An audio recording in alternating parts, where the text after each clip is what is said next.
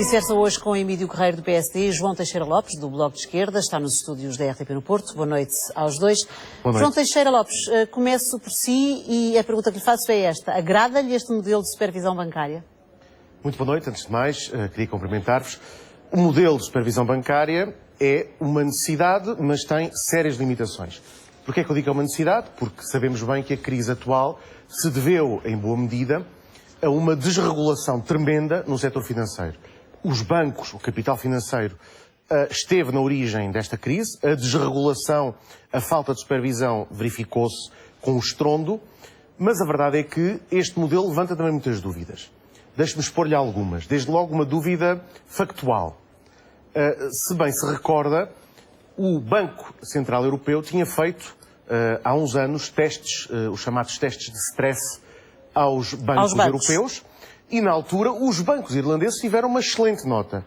3 semanas depois, apenas 3 semanas depois, esses mesmos bancos irlandeses declaravam falência, o país entrava em colapso e tiveram que ser rapidamente resgatados, elevando o déficit irlandês para mais de 30%. O que quer dizer que não há, a priori, uma garantia de que este sistema tenha a força política e técnica necessária para levar a bom termo o seu papel. João Teixeira Lopes, eu quando lhe faço, eu já interrompo-lhe o raciocínio, já o deixo continuar. Mas quando lhe faço esta pergunta tem um pouco também a ver com o facto de não são todos os bancos, há países que manifestamente já se mostraram contra e que não querem este modelo para si. Estou a dar-lhe concretamente o caso da Grã-Bretanha. Isto quer dizer que pode aqui haver um desequilíbrio muito grande nas avaliações e na intervenção que se possa fazer em relação aos bancos na Europa. Sem dúvida alguma, é uma espécie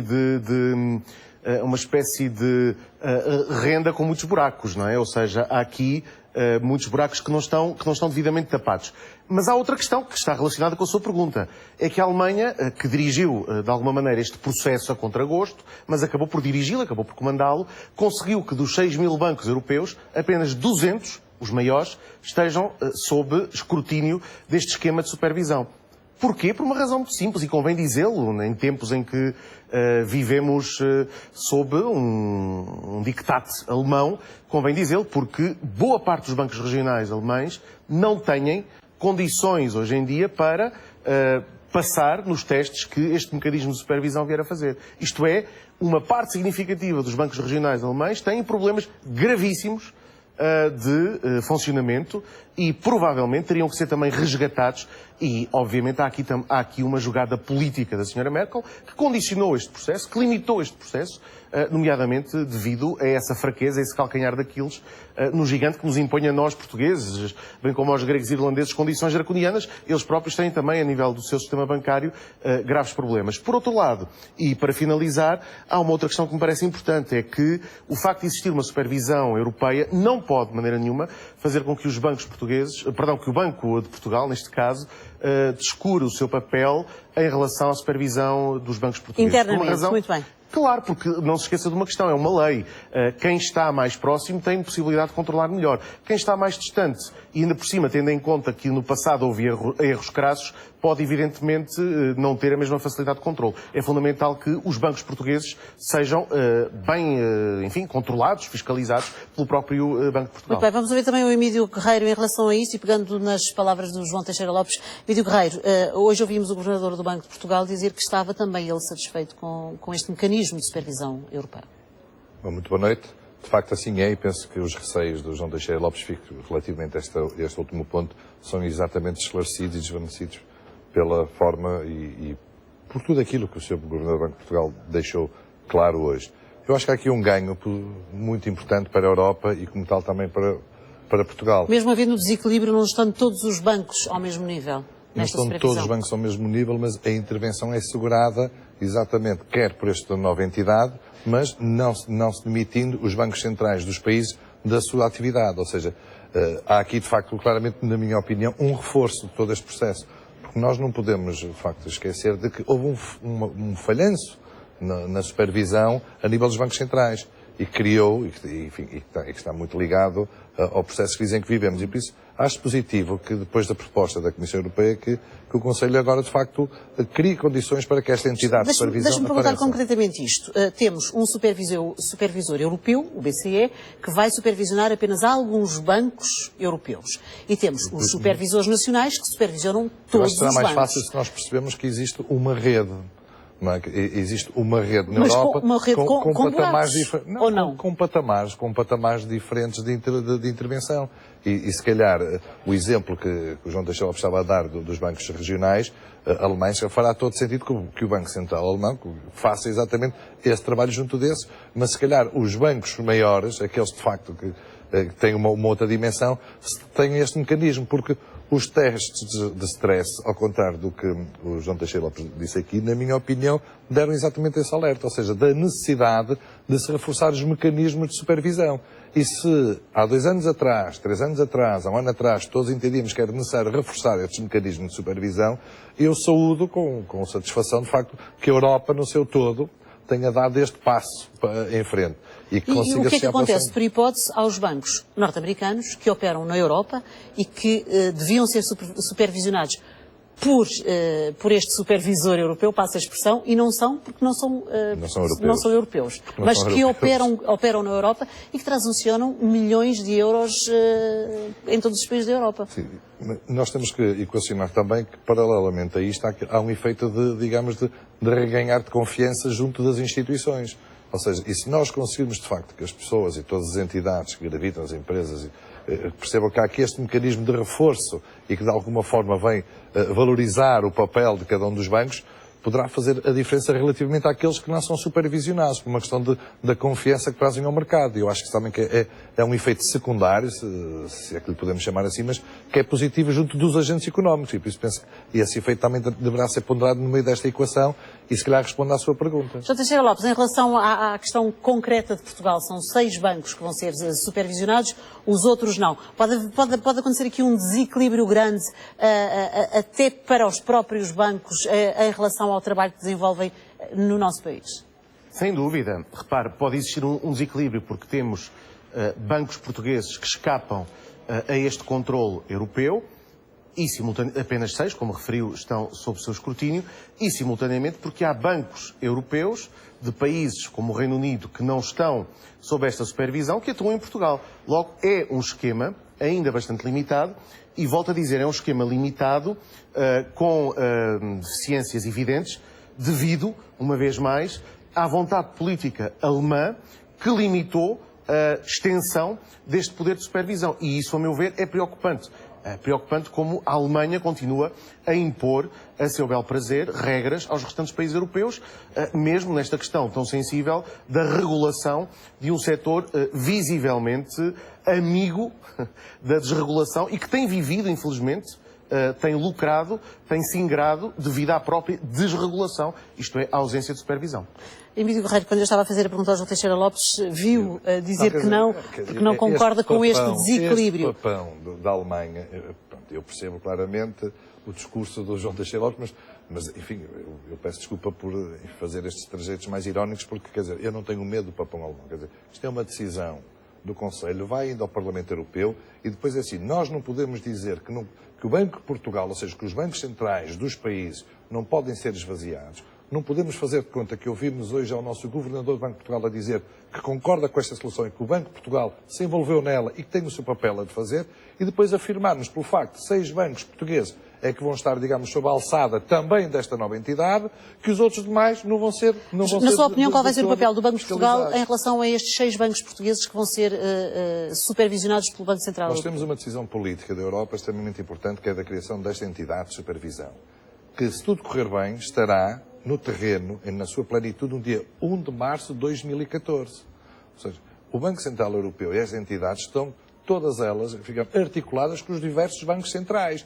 Isto não nasceu contra a vontade dos bancos centrais dos países. Pelo contrário, foi para responder a uma necessidade, a uma deficiência que os próprios bancos centrais e todos os países, e nós próprios aqui, nós não tivemos aqui debates longuíssimos à volta do falhanço do papel de supervisão do Banco de Portugal no BPN, noutras situações, no BPP, então alguma coisa correu mal neste trajeto. Há aqui um upgrade, onde todas essas instituições centrais dos países, o Banco de Portugal também, estão envolvidos e são parceiros. Por isso, eu acredito que o desenho final vai exatamente responder muito melhor à situação do que aquela que nós tínhamos hoje. Há pouco dizia que não tem medo do papão alemão, o que é certo. Angela Merkel, hoje à entrada para a Cimeira Europeia, esteve reunida com o presidente francês, François Hollande, e disse que estava muito satisfeita não só pelo dia de hoje, por chegar a esta decisão, mas também por todo o processo feito ao longo do ano em relação à tentativa de integração e reforço de integração europeia. É por aqui que se tem que ir para essa integração europeia? E por isso é que eu acho que na agenda deste Conselho Europeu destaco com muita importância dois aspectos, quer dizer, a União Económica e Monetária, os passos também que estão a ser negociados e que estão a ser dados para ver se de facto aí também criamos mecanismos onde a Europa possa depois estar ao mesmo nível de outros países que têm outros instrumentos. Mas uma Europa a duas velocidades, porque nem todos os países europeus que estão na União Europeia caminham à mesma velocidade, nem têm as mesmas vantagens e desvantagens em relação a uma série de situações. Mas nós temos que ultrapassar esse discurso no sentido de se criar uma velocidade única com todos. E se, de facto, não avançarmos do ponto de vista do reforço daquilo que é a integração europeia também a este nível, ficaremos sempre por esse discurso. Que há duas realidades distintas e por isso acho que do ponto de vista institucional é muito importante, de facto, que isso se valorize. Assim como também está na agenda deste Conselho o quadro plurianual 2014-2020. E por isso é importante, de facto, que realçar o papel que Portugal tem tido, de facto, no grupo dos amigos da coesão, onde, juntamente com a Polónia, tem liderado alguns aspectos, que já conseguiu garantir que, no que diz respeito à agricultura, não vai haver redução de fundos, e tudo isto vai ser discutido ao longo deste fim de semana. E por isso eu acho que, de facto, tenho que concordar com Angela Merkel, dizer que há uma agenda forte e que, se tudo correr bem, se de facto houver entendimento entre os países, o que virá depois será melhor do que aquilo que temos. E eu acho que isso é que deve mover os políticos e os países nestas reuniões. João Teixeira Lopes, acredita que vai haver entendimento em relação a esta questão central da integração europeia e aos pontos de agenda quando estamos a passar por uma situação em que vários países estão intervencionados, que a Itália está neste momento a preparar-se para eleições e não se consegue perceber ainda muito bem qual vai ser o cenário de Itália, que é um país também fundamental na Europa? Essa é a grande questão, é que se nós olharmos para 2012, não encontramos de forma alguma um reforço da integração europeia, encontramos, isso sim, muito claramente, um reforço da divergência. Veja os dados que vieram hoje a lume, a público. Portugal, Espanha, Itália estão a decair, estão a divergir da média europeia em termos de poder de compra. Veja também o que se passa com a acumulação de excedentes comerciais por parte da Alemanha e veja como é que é possível que os bancos alemães estejam a financiar-se a 0% ou até com juros negativos, ou seja, pagam-lhes para obterem dívida pública e, simultaneamente, a comprar dívida portuguesa, cobrando a Portugal, cobrando a um país soberano, juros de 3,5% e 4%.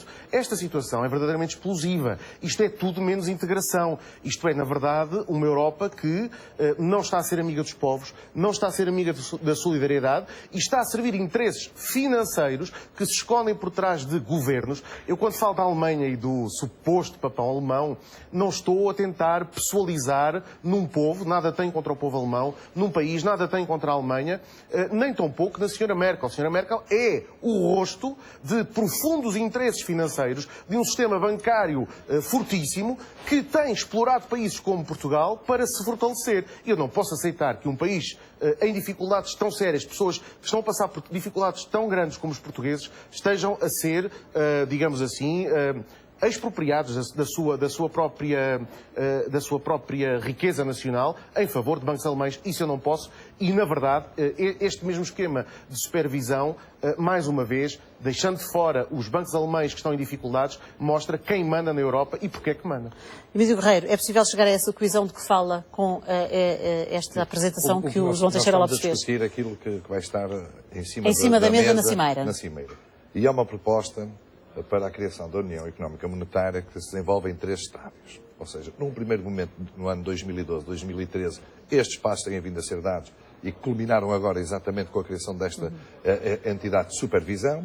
Um segundo estádio, que se decorrerá entre 2013 e 2014, para onde se consiga efetivar um quadro financeiro integrado e promover o crescimento a nível nacional.